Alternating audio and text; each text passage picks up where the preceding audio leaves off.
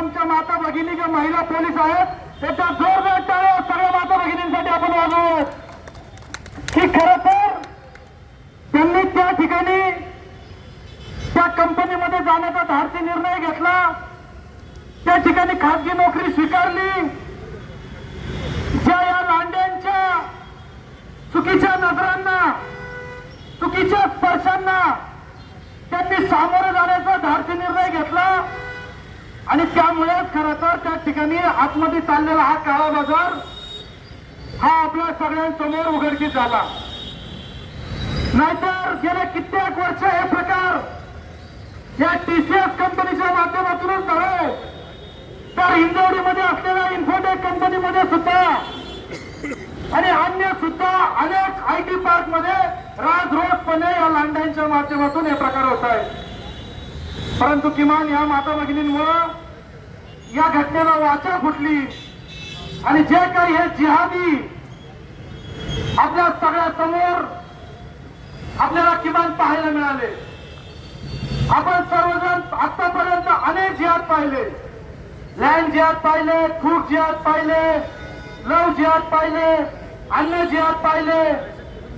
जिथं जाईल तिथं हे मुस्लिम समाजाकडनं हिंदू धर्म असेल किंवा इथला भारतीय नागरिक असेल त्याला कुठल्या ना कुठल्या मार्गाने पाठवण्याचा प्रयत्न या मदरशांमधून या मशिदींमधून या मुल्ला मौलवींच्या माध्यमातून सांगितलं जातं, शिकवला जातो. अनेक चित्रपटांच्या माध्यमातून असेल, अनेक मोठ्या वक्त्यांच्या माध्यमातून असेल किंवा अनेक समाज सुधारकांच्या माध्यमातून असेल, वेळोवेळी विश्व हिंदू परिषद असेल, बजरंग दलाचे कार्यकर्ते असतील, हिंदू समाजापुढे ते वेगवेगळे जिहाद मांडण्याचा प्रयत्न करतायत, आपल्या हिंदू समाजाला जागृत करण्याचा प्रयत्न करतायत. खरं तर एक टीसीएसचं प्रकरण हे नाशिकमध्ये घडलं. याच आठवड्यामध्ये या अकोल्यामध्ये, अमरावतीमध्ये, परतवाड्यामध्ये सुद्धा ज्याला नुकत्याच मिशा फुटलेल्या आहेत, संपूर्ण मिशा सुद्धा फुटलेला नाही असा 18 वर्षाचं कोवळा लांडा, एक नव्हे, दोन नव्हे, तीन नव्हे, तब्बल 180 मुलींना आपल्या प्रेमाच्या आपल्या जाळ्यात फसवतो, त्यांच्याशी शरीर संबंध ठेवतो, त्यांच्याशी वारंवार बलात्कार करतो, त्यांचे फोटो काढतो.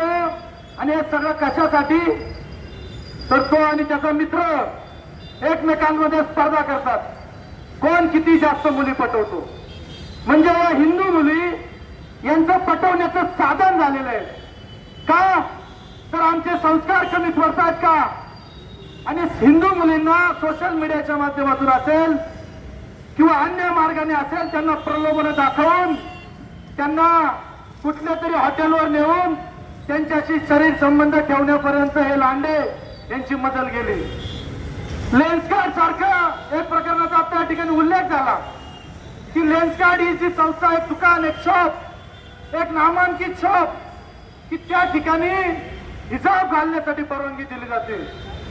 परंतु त्या ठिकाणी जर आमची हिंदू महिला जर टिकली लावून गेली, बिंदी लावून गेली, तिथे जर आपला हिंदू युवक हातात जर असं काही त्याला तो ज्या देवाला ज्या धर्माला मानतो त्याचा जर काही असं कडा घालून गेली, काही जर का दोरा गांडा घालून गेले तर त्यांना त्या ठिकाणी सांगितलं जातं की तुम्ही या ठिकाणी हे तुमचे हिंदू धर्माचे प्रतीक आणता कामा नये.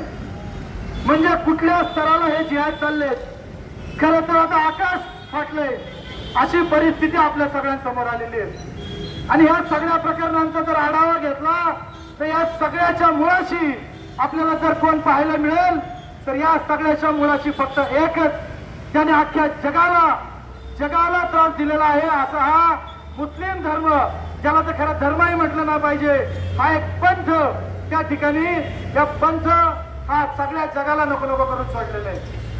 फक्त ही आपल्या या पिंपरी चिंचवडची किंवा महाराष्ट्राची किंवा भारताची शोकांतिका नाही तर सर्व जगाची ही शोकांतिका बनलेली आहे. आपल्या सगळ्यांना माहिती आहे की या इस्लाममुळेच, या मुस्लिम धर्मामुळेच वेळोवेळी भारताचे तुकडे पडले गेले. 1378 मध्ये ज्या वेळेस या भारत मातेचे लचके तोडले गेले त्यावेळेस इराण या देशाचा जन्म झाला. 1761 मध्ये अफगाणिस्तान या देशाचा जन्म झाला. 1947 मध्ये आपल्या सर्वांना माहिती आहे पाकिस्तानचा जन्म झाला. 1971 मध्ये बांगलादेशचा जन्म झाला. आणि अशा वेळोवेळी तुकडे करण्यामध्ये हे सगळे मुस्लिम त्या ठिकाणी आघाडीवर होते. स्वतंत्र भारतामध्ये सुद्धा 1990 मध्ये काश्मीरमध्ये रातोरात या जिहाद यांनी तिथला हिंदू पळवून लावला आणि या भारतामध्ये तो वेगवेगळ्या ठिकाणी स्थायिक झाला. आता आसाम आणि केरळची तीच परिस्थिती आहे की त्या ठिकाणी हिंदू अल्पसंख्याक झालेला आहे, मुस्लिम बहुसंख्याक झालेला आहे.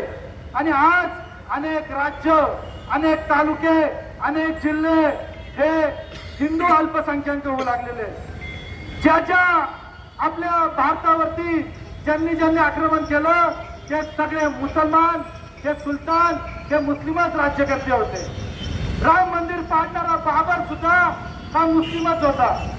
गुरु तेग बहादूर आणि छत्रपती संभाजी महाराजांना तडपून मारणारा औरंगजेब हा सुद्धा मुस्लिमच होता.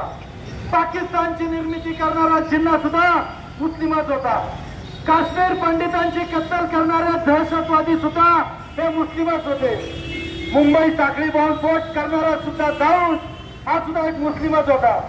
भारतात 5 कोटी घुसखोरी करणारे बांगलादेशी हे सुद्धा मुस्लिमच आहेत.